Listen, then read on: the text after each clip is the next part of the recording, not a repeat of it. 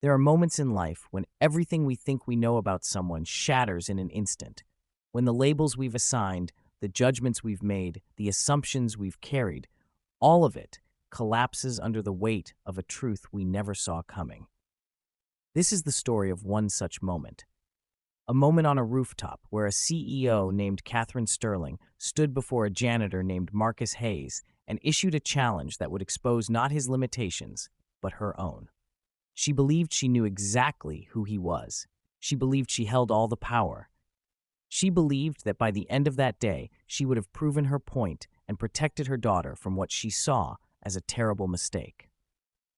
But Catherine Sterling was wrong about Marcus Hayes, and what unfolded that afternoon would force her to confront something far more uncomfortable than being wrong. It would force her to confront why she was wrong, and what that said about her. Let me take you back to where this story begins. Not on that rooftop, but in the carefully constructed world of a woman who built an empire by never letting anyone tell her no. Catherine Sterling was not a woman who stumbled into success. For 23 years, she had run Sterling Global Solutions with the precision of a surgeon and the ruthlessness of a general.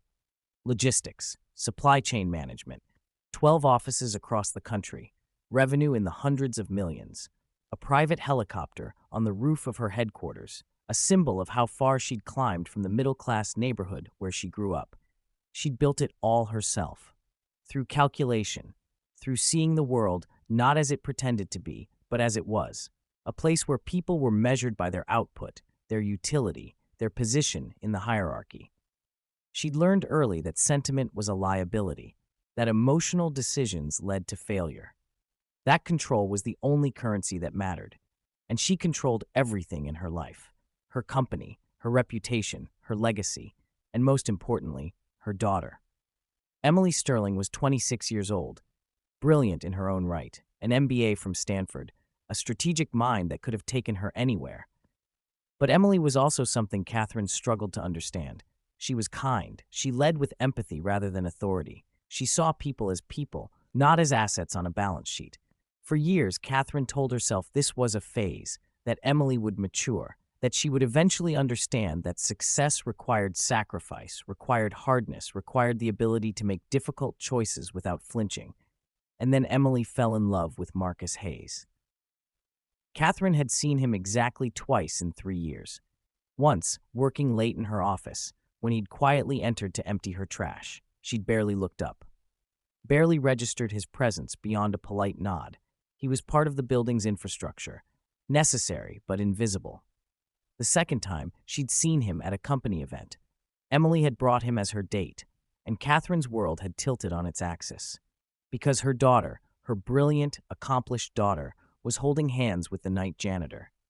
Marcus Hayes arrived at Sterling Global Solutions every evening at 6 o'clock, blue coveralls, quiet footsteps. A man who moved through the building like water, present but unobtrusive. He cleaned offices, emptied trash, mopped floors. He did his work with the kind of thoroughness that comes from pride, not duty. Most people never looked at him, not really. He was background, part of the scenery, the kind of person who exists in the peripheral vision of the powerful but never quite comes into focus. Emily had been one of those people. For months, she'd passed him in hallways, offered distracted smiles, never quite seeing him as anything more than part of the building's daily rhythm. Until the night everything changed. It was raining, the kind of rain that turns cities into watercolors, blurring edges and washing away certainty. Emily had worked late, missed her usual shuttle, and found herself stranded under the building's awning, watching the storm with growing resignation. And then a voice behind her, warm and steady, had said, "You need a ride?" She turned to find Marcus standing there, rain dripping from his jacket, an umbrella in his hand, and kindness in his eyes. No expectation, no agenda, just a simple offer of help. In that moment, Emily saw him, really saw him, not as the janitor, not as the help, but as a person extending grace to a stranger.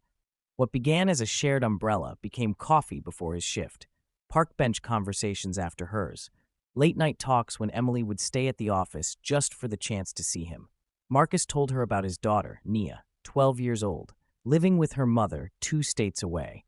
He spoke about her with the kind of love that needs no audience, that exists purely for its own sake. He told Emily about his past, about the life he'd lived before the blue coveralls, though he spoke of it the way some people reference distant countries they'd once visited, important, but no longer defining.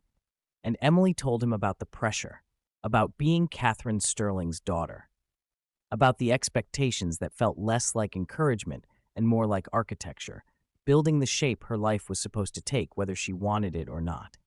6 months passed this way, quietly, tenderly, two people discovering each other in the margins of their lives, until Marcus, sitting on their park bench under stars that competed with city lights, asked Emily to marry him.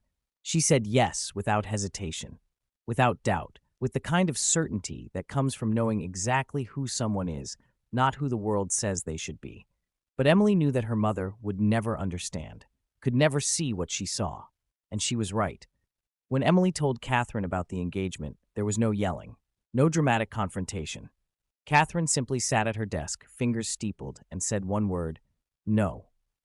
Not as a question, not as a point for discussion, as a verdict. Emily tried to explain, tried to make her mother see Marcus the way she did. But Catherine's mind was already made up. She saw a janitor marrying into her family. She saw Emily throwing away her future for a man who could never provide the life she deserved. She saw the careful legacy she'd built crumbling because her daughter had confused kindness with love. The conversation ended with Catherine delivering an ultimatum: end the engagement or accept that their relationship was over. Emily chose Marcus. For 3 months, mother and daughter didn't speak. Catherine threw herself into work, convincing herself that Emily would come to her senses. That reality would intrude on whatever fantasy her daughter was living. That time would prove her right. But Emily didn't waver. And eventually, Catherine realized that if she wanted her daughter back, she would have to approach this differently, so she made a plan. The call came on a Wednesday morning. Catherine's voice, measured and calm, asking Emily to bring Marcus to the office. Tomorrow, noon. No explanation, just a request that felt more like a summons. Emily knew better than to trust her mother's sudden change of heart. But Marcus, ever calm, ever steady, simply said, if there's a chance she'll actually see me, I have to try. If you're finding this story resonating with you, if it's making you think differently about the assumptions we all carry, I'd appreciate it if you'd take a moment to like this video. It helps us reach more people who need to hear stories like this. Now, let's continue. The next day, Marcus arrived at Sterling Global Solutions wearing slacks and a pressed button-down, the same dignity he always carried, just in different clothes. Emily met him in the lobby, her face tight with worry, trying one last time to convince him he didn't have to do this. But Marcus had already made his decision. They rode the elevator to the top floor in silence. And when the doors opened onto the rooftop, Catherine was waiting. The wind whipped across the helipad, but Catherine's hair remained perfectly in place. Behind her sat her helicopter, sleek black, a machine worth more money than most people would earn in a lifetime. She stood there like a chess player who'd already calculated every possible move, certain of victory. When she looked at Marcus, it wasn't with anger, it was with something colder. Scientific. The way someone might observe an interesting specimen under glass. She thanked him for coming, asked if he truly loved Emily, asked if he was prepared to marry her. And when Marcus answered yes to everything, Catherine smiled that particular smile of someone who believes they're about to win. Then she turned and gestured to the helicopter behind her. Fly it, she said.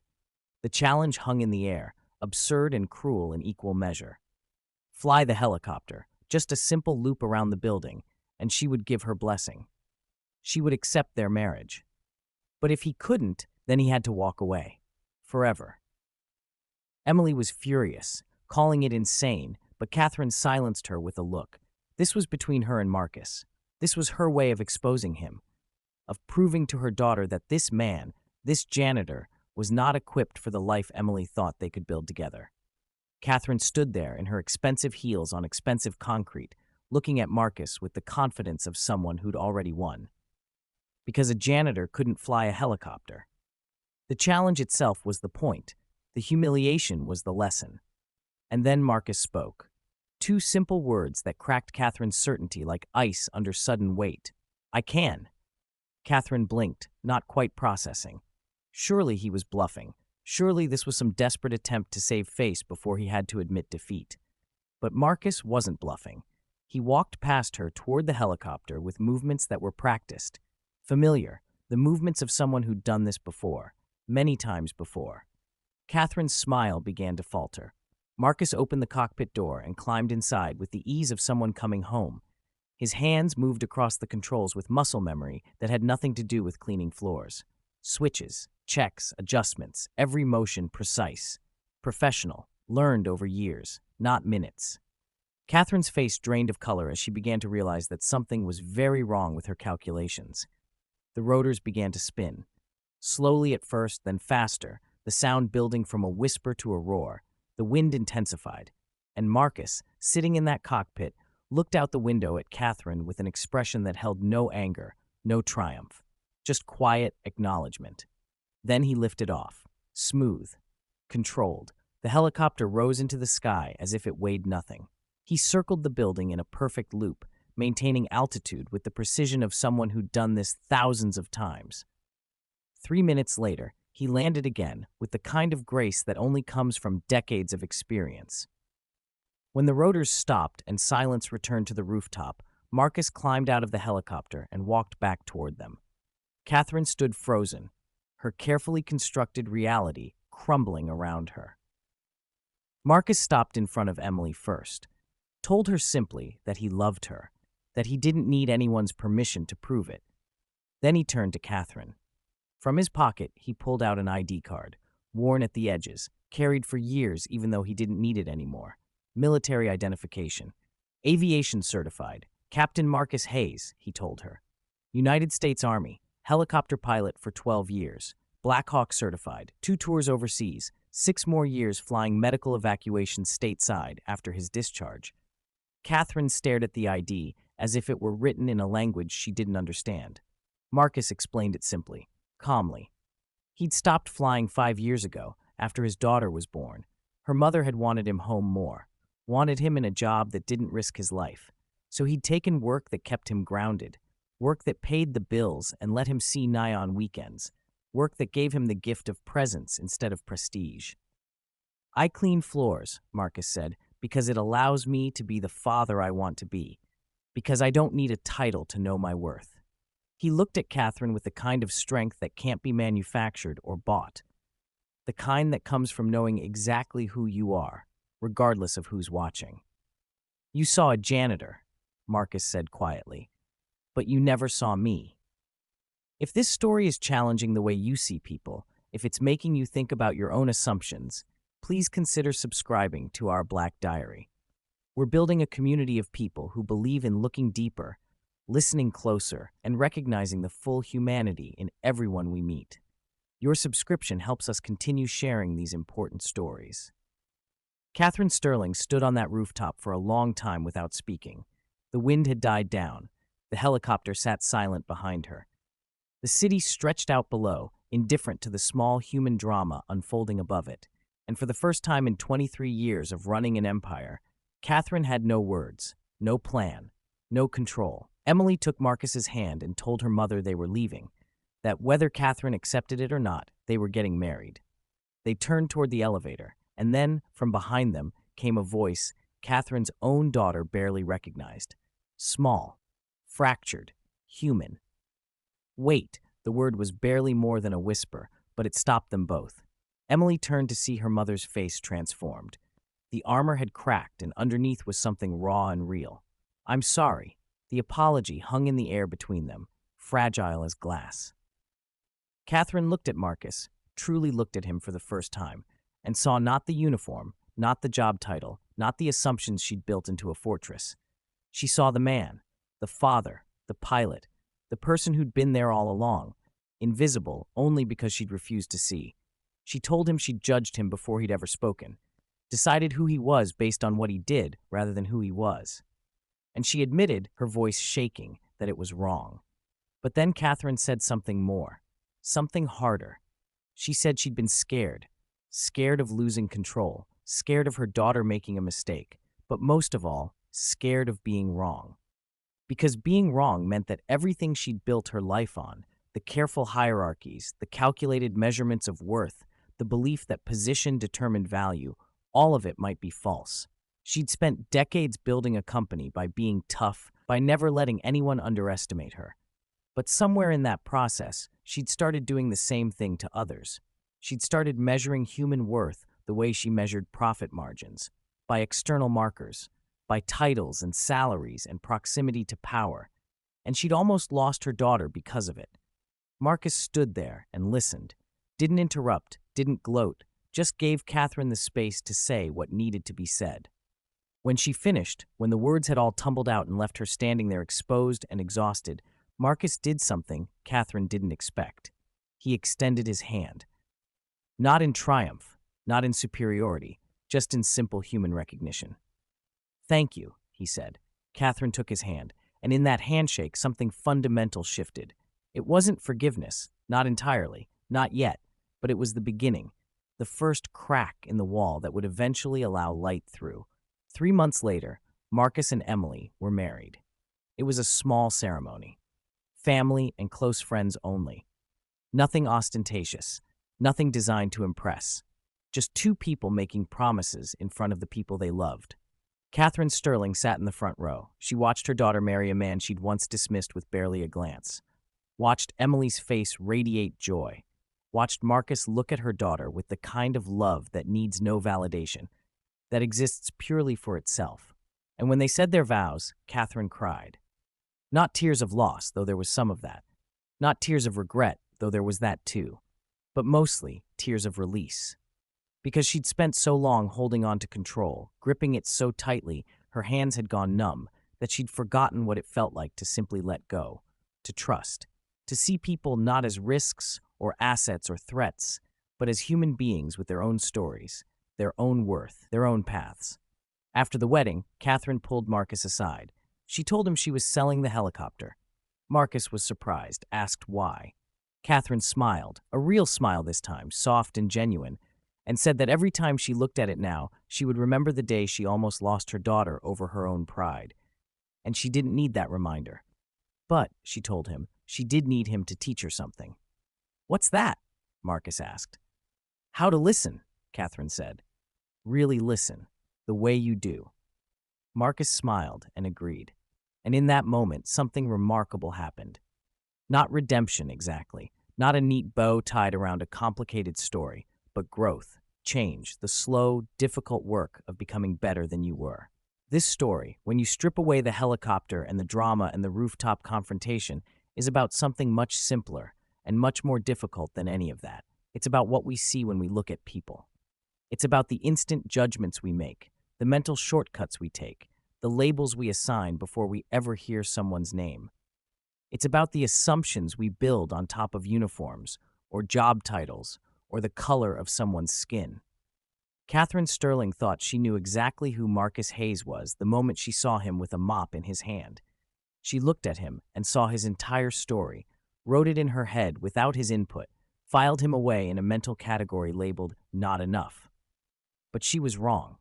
Completely, utterly wrong. And the painful truth is that we've all been Catherine Sterling at some point in our lives. We've all looked at someone and decided their story before they had a chance to tell it.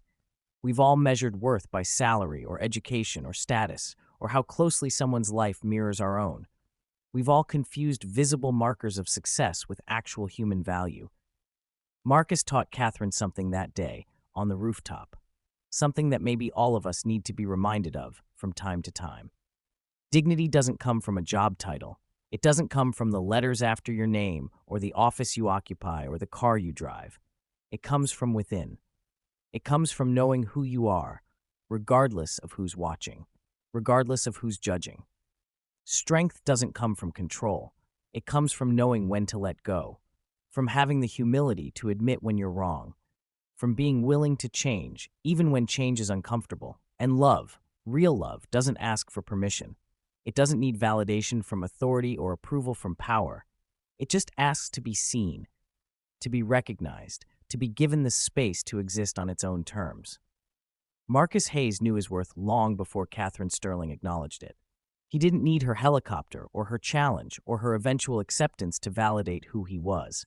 He knew that cleaning floors didn't diminish him any more than flying helicopters defined him. He understood something Catherine had to learn the hard way, that work is what you do, not who you are. And in the end, Catherine learned it. Not easily, not quickly, but she learned it. This is our Black Diary, a space where we tell stories that matter. Stories about resilience and grace under pressure. Stories about the quiet strength it takes to show up, day after day, in a world that doesn't always see you. Stories about the courage to be fully yourself, even when the world tries to make you smaller. If this story meant something to you, if it made you pause and reconsider an assumption you've been carrying, if it reminded you to look deeper at the people around you, I'd love to hear about it. Leave a comment below. Tell us about a time someone surprised you. Tell us about a moment when you realized you'd been wrong about someone.